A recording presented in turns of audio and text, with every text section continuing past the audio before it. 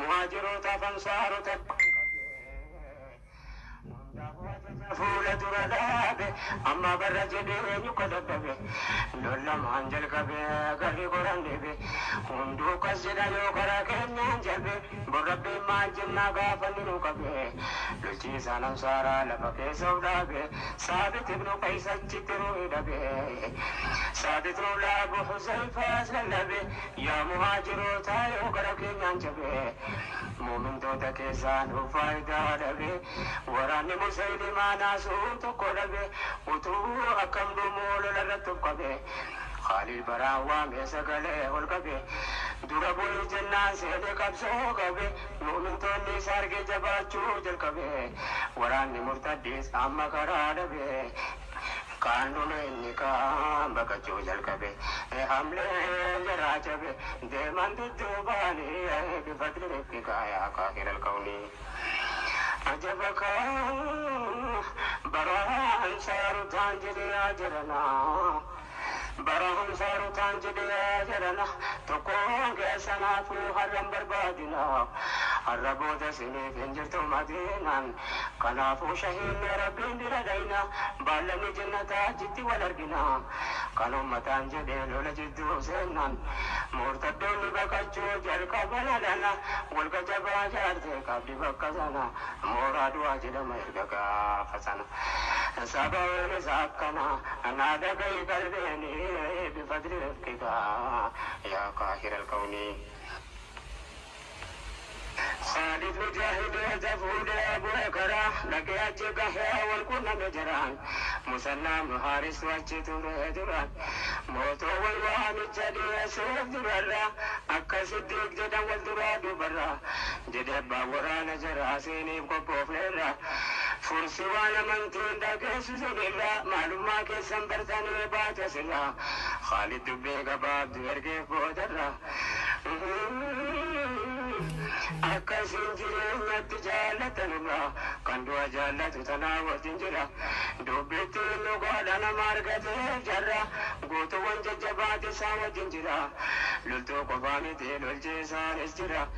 نما كابا عبيدة الجرا نما لولا بدري قود فدترا كانت تجري أباسا متارا إني إسلام اللولي كفار غرغارا فالله إسلاماتا نام فروم نسجرا كانت كسيم ريكا تغافس وجنجرا جري فرسي دفن قوتني أردهرا حرمس بمدبال سولو طوابي يممرا خالد انجفتي عدين فولترا مقالا جرا مرسكن جرم تهرا لولي الرحاني جزيجا جررا كائي دومة الجندل اتدبرا بودت قرموف بياد الدارا فارسي إراقين بيا سوريارا جاني دفني لقفراتي سرا والسين وراني لولما تهرا ربي مؤمن توتا إران سبودرا نانقبا سكرا أنت درماني بفضل رفقك يا قاهر الكوني مشرق والقلت والبيسان الأبجه تقوم تجبان جود أفرق والقبضه قروا خالدين فوزر رب جود الدبه جزير أنا رب حركسات جب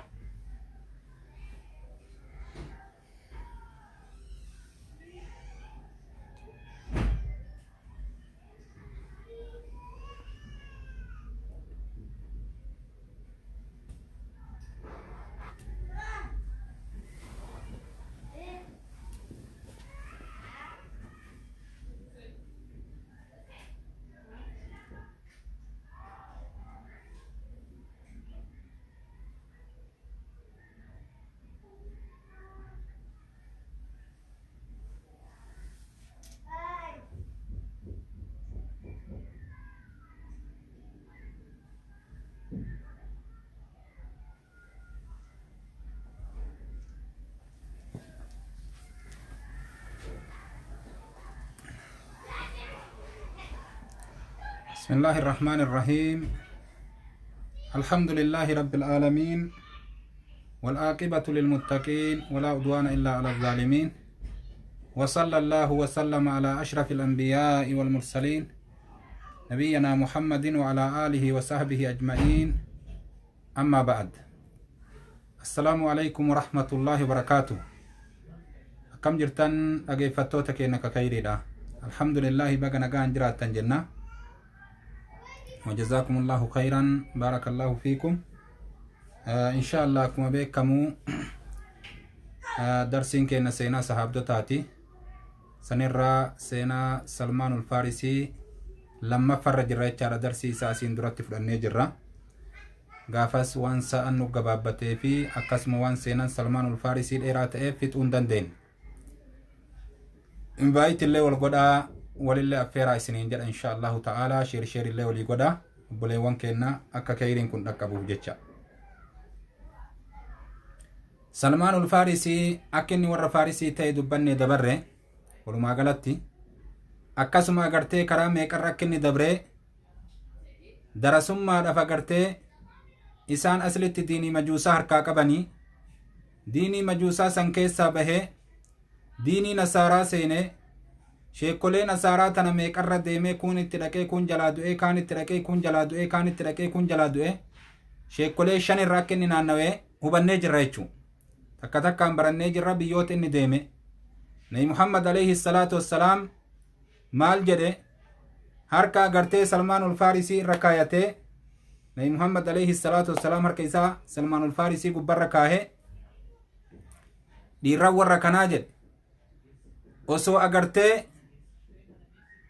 iimaanni urjii gubbaallee jiraate achi dhaqanii achi qabatanii qabsiifatan malee hin dhiisanii jedhe. Maaliif jennaan akkaataa Salmaanul-faarsiin itti deemee iimaana horateetuyyuu karaa dheeraa duuba karaa dheeraa karaa hedduu qaxxaamure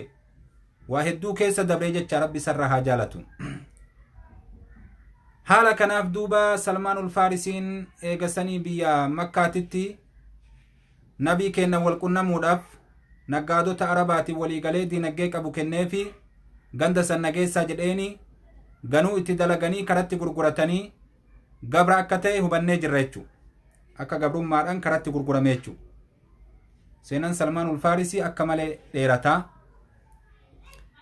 Eegasii agartee rabbiin oofee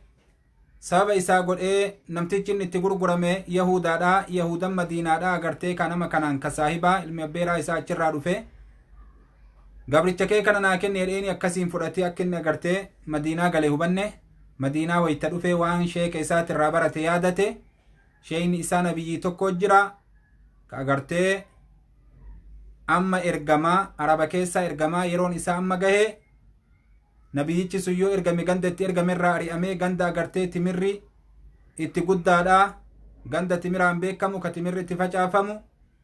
ganda akkanaa ka bifti isaa akkanaa jedhee Madiinaa tana himeefi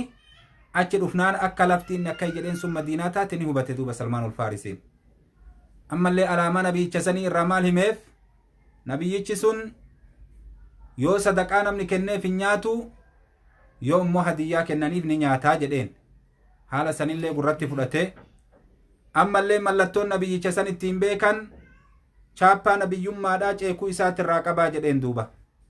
Kanaan beeyta jedheen. Haala kana maraa dhaqee achitti Nabi Muhammad dhufee isaallee dhaga'ee seenan keessi dheeraadha. Haala saniin waan sammaraa irraa mirkaneeffatee iimaana guutuu amane jecha Salmaanul-faarsiin. Salmaanul-faarsii yoo jedhan karaan inni irra deemee dhufe kana. Eeganaa nabiin keenya alayhi salaatu wassalaam isaa kana islaamsisuu qabna agartee isaa kana bilisoomsuu qabna jedhe gabrummaa jalaa baasuudhaaf sahaabaa isaatti hime namtichi agartee Yahudichaa sirraa binna jedhanii jennaan gatiin jirretti qabatee muka timiraa hundee agartee ka 300 naa dhaabdan malee jedhee kana mara dhaabanii fi Salmaanul-faarsii bitatanii bilisoomee hayyama rabbii alamaatiin tika nabii jalatti deebi'e jechuu duuba. Duuba Salmaanul-faarsiin bu'aan inni ummata muslimaatii buuse waa tokko lamaa miti duuba. Salmaanul-faarsiin gaafa duula Khandaqii keessatti gahee guddaa qaba. Gaafa duula Hunaynii keessatti gahee guddaa qaba. Gaafa duula agartee Khandaqii keessatti yeroo waraanni mushrikaa walitti qabame biyyoota adda addaa irraa bahee Gaxfaan irraa dhufee Makka irraa dhufee Yahudaa Madiina irraa baqatte irraa waliin makame gosootii Arabaa ka karaa kana jiru irraa waliin makame waraanni kuma kudhanii agartee magaalaa Madiinatti qaceelee nabii keenna basaasin isaa dubbii fuudhee itti fidee waraana haganaattu agartee kaa hidhannoo isaa waliin dhufu jira nabiin hubate sahaabaa isaa waliin yaamee nabi Muhammad mari'achiise gaafa saniin keessatti nama furmaatan dhufe Salmaanul-faarisiin radiyallahu anhu ardaahu waja'alahu jannata al-firdawsi ma'awaahu rabbi sarrahaa jaalatu nama gaaf saniin keessatti furmaatan gad dhufe ummata muslimtootati meeqa akkamii furmaanni isaa waliin haa ilaallu Salmaanul-faarisiin rabbi sarrahaa jaalatu nabii keenna waan jedheen nuti warri Faarisii yeroo agartee waraanni akkana qophaa'ee biyya biraatirraa magaalaa teenna dhahuudhaaf dhufe dursinee magaalaa teenna hallayyaa qonnee hallayyaan marsinaa jedhe gadi qonnee agartee kaa dachii kana gadi qonnee gadi fageessinee akka waraanni agartee qaxxaamuree farda isaatiin nutti seenuu hin dandeenye akka idalaynaa jedhe waytima kana nabiin gammade salawaatu rabbii wasalaamuhu alayhi dubbii kanatti gammadee waytima san lafaa ka'an lafa qotutti lafani qotanii agartee Madiinaa tana kallattii silaa waraanni dhufee ittiin seenuudhaaf waraanaa mijjaahu kana qotanii akka jiratti agartee kan dak jechuunu agartee hallayyaa jechuudha hallayyaa kana qotanii akkasitti agartee ka ajaa'iba fakkaatu ka fardi qaxxaamuruu hin dandeenye ka namni qaxxaamuruu hin dandeenye ka akkanaa kana qotan nam kudhanii nama hagoon agartee ka akkasitti agartee kennanii fi lafa namuu agartee addaan hiraatee akkasi qotan duuba haala kanaan qotanii waytii waraanni agartee gaxfaanii achirraa ka'ee dhufe waraanni agartee ka yahudaadhaa dhufe waraanni akkasuma agartee mushrika qureeshii makkaa dhufe walitti qabamee bakka adda addaa irraa waan takkaa hin argin araba keessatti waan takkaa taarika arabaatitti hin argin qunnaman duuba maali sun hallayyaa akkana qotamee magaalaan marfamee magaalaa seenuu nama dhoowwu yeroo duraatiif dachii arabaa keessatti gaafa san argame takkaa hin beeytu arabni dubbii akkana waraana san keessa eenyu jira Khaalid ibn al-Waliid hin islaamoyne gaafa san mushrika waraana san keessa eenyu jira Ikrimaa ilma abbaa Jahli hin islaamoyne gaafa san mushrika waraana san keessa eenyu jira Abu Sufyaan bin Harb hin islaamoyne gaafa san mushrika hoggantootiin jeeshaata dandeettii qabdu ta islaamummaa keessatti gurra baafte ta taariini isiidhaa agartee kaaruumii fi Faaris keessatti beekame sun guutuun gaaf san mushrika hikmaa rabbii kana warra akkasi seenaa qabu santu dhufee hallayyaa san cabsuu dadhabe hallayyaa cabsuu dadhaban waan takkaa isaan hin argini waan isaan hin beeyne humni silaa isaan qabatanii gadiin dhufan waraana muslimaatiin walin madaalu gaaf sanitti osoo ummanni muslimaa ujoollee isaanitii fi beera isaanitii fi waraana isaanii walitti qabanii lakkaa'anii nama 10,000 hin ga'u walumaa gala nama muslimaa ka gaafa sanii ka magaalaa Madiinaa qubatu guututti yoo lakkaa'ate ilmee irra dhalattee waliin nama hagasii hin gayu waraana 10,000 hin ga'u xiqqaa waraanni muslimaa gaafa san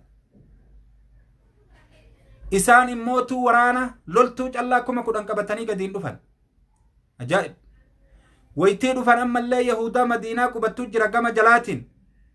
yahudaa sanillee ahadii nabi Muhammadii waliin qaban ahadii kana diigaa jedhaniin duuba nabi Muhammadii diigaa jedhaniin nabi Muhammadii waan isa qunnamu jiru arguu jirtani nabiin keenya salawaatu rabbii wasalaamuhu alayhi waytii akkatti ilaalee arge waraana haga inni baay'atu ka dachiin hin mul'anne sahaabaa isaa of jalatti ilaalee yoo argu waan hin jirre kana ka lakkoofsa keessattuu hin mul'anne ummata ansaaraa gayyaame nabi Muhammad Allahu akbar ummata ansaaraa gadi yaame jagnootii isaanii gayyaame Sa'aadii ilma Ubaadaa fa'a warra kanneen nabiin keenya alayhi salaatu wassalaam gayyaame duuba hin mari'achiise saafi agartee Sa'aad bin Mu'aaz Sa'aadii lameen jedhaniini warra kanneen yaamee mari'achiise maal jedheen nabiin keenya alayhi salaatu wassalaam gaafa san akka malee rifate rifannaa jabduu rifate nabi Muhammad salawaatu rabbii wasalaamu alayhi waan jedhe nabiin keenya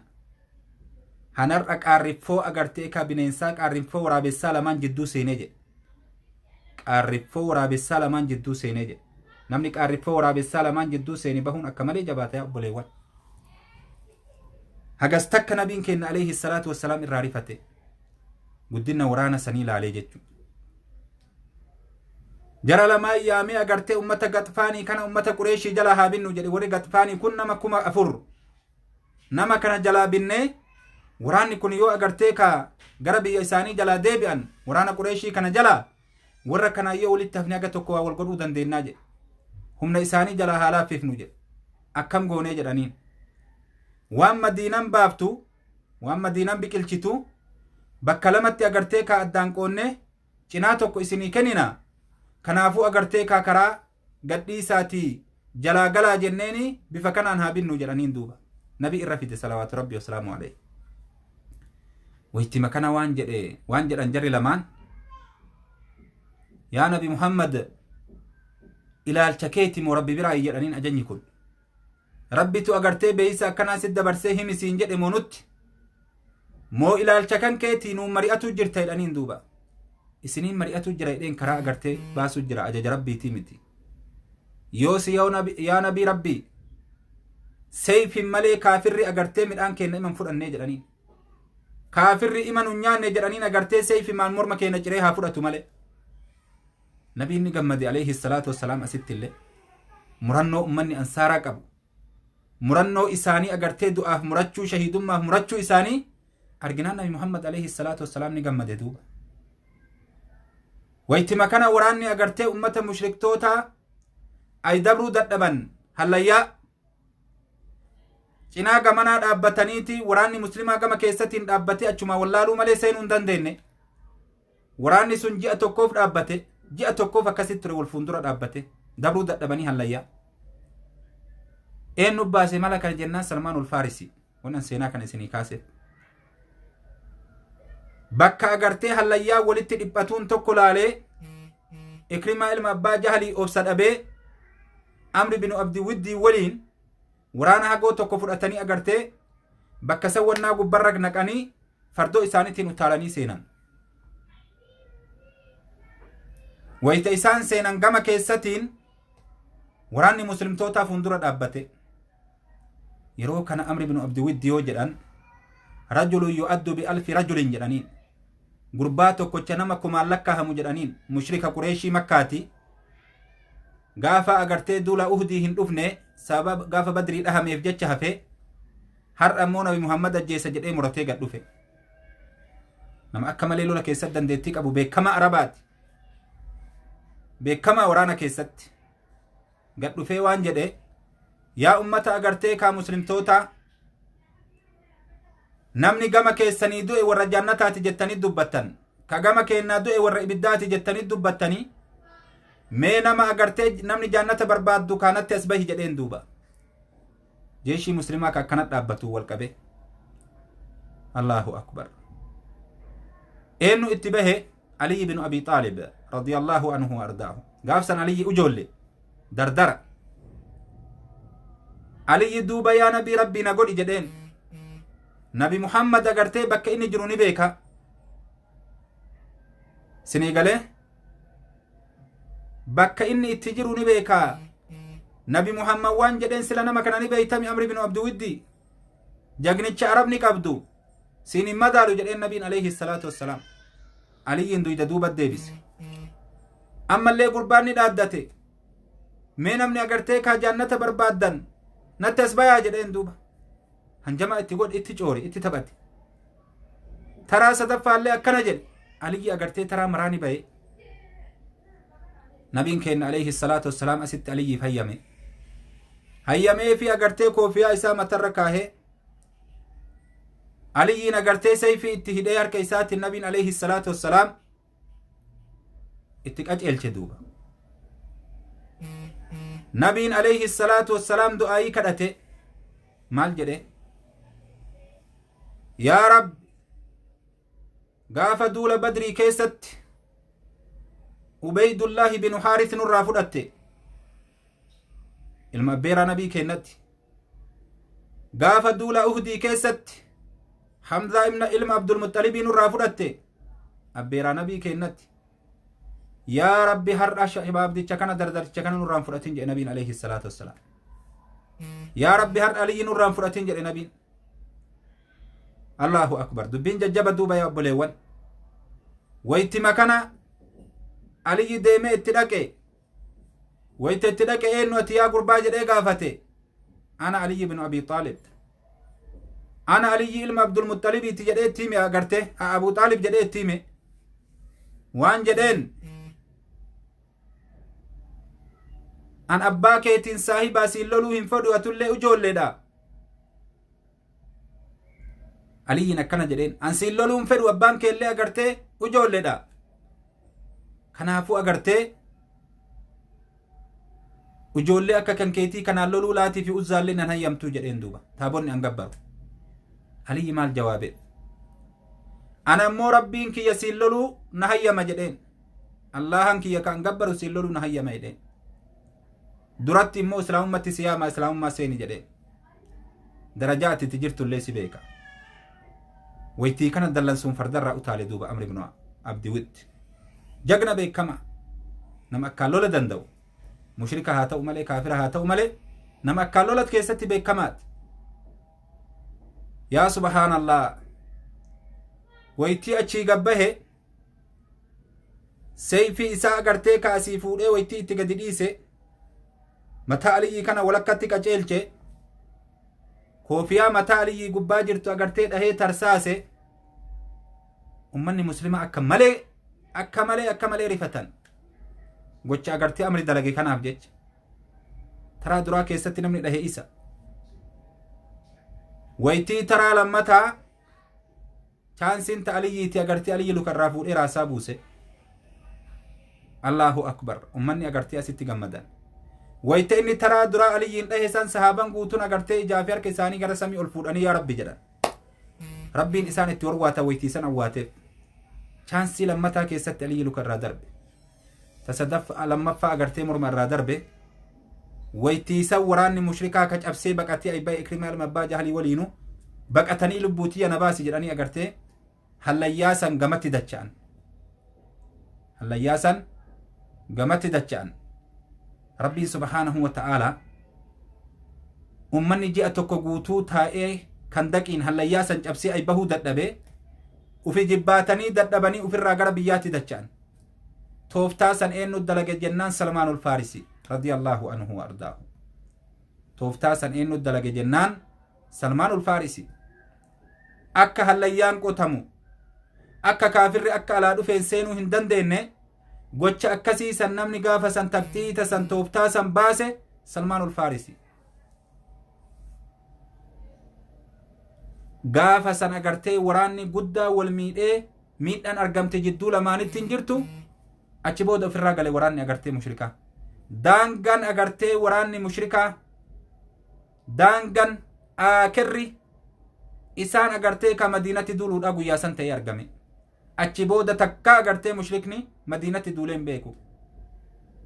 ummata muslimaatu deemee qe'ee isaanitti itti duula malee akkuma nabiin keenya jedhe alayhi salaatu wassalaam har'a booda nutti hin duulanii jedhe nutu itti duula malee guyyaa saniin daangaa kaafirri dhufee magaalaa madiinaa dhahuun magaalaa madiinaa dhahinee ummata muslimtoota achitti itti duula jedhanii biyya isaatirraa kaafirri fe'atee dhufuun gaafa saniin daangaa salmaanul-faarisiin hojii hagana ga'uu dalage ummata keessatti bu'aa hagana ga'u mul'ise gara itti deemuu teenna hin dhihaatu seenaan salmaanul-faarisii insha allahu ta'aalaa yoo rabbiin fedhe gammachuurraa gaafa san ummanni ansaaraa salmaan kenna jedhan ammarraa ummanni muhaajiraallee salmaan kenna jedhan irratti wal dhaban salmaanu minnaa jedhe ummanni martuu jihaa cufaayyuu gosti martuu nabiin kennallee salawaatu rabbii wasalaamu alayhi achirraa gabbee salmaan kenna jedhe ahlul beeyti aanaa kiyyarraa lakkahamaa jedhe har'a booda nabiin alayhi salaatu wassalaam salmaan nama hagana nabii kenna biratti jaalatame nama hagana agartee qadrii nabii kenna biratti qabu insha allahu ta'ala agartanii sa'atiin salaataa waan gahee jiru haganarra dheeressuu hin dandeenyu yoo rabbiin alamaa fedhee seenaa salmaanu agartee ka xumuraa itti deebi'uu jiraanna nagahan nuu turaa isiniin jedhaa assalaamu alaykum warahmatullahi wabarakaatuhu ma'a assalaam ila liqaa warri gaafii qabdan nambarri as gubbaa isinii jira karaa WhatsApp tiin gaafii keessan waan isiniin galiin dhiyeeffachuu ni dandeettan.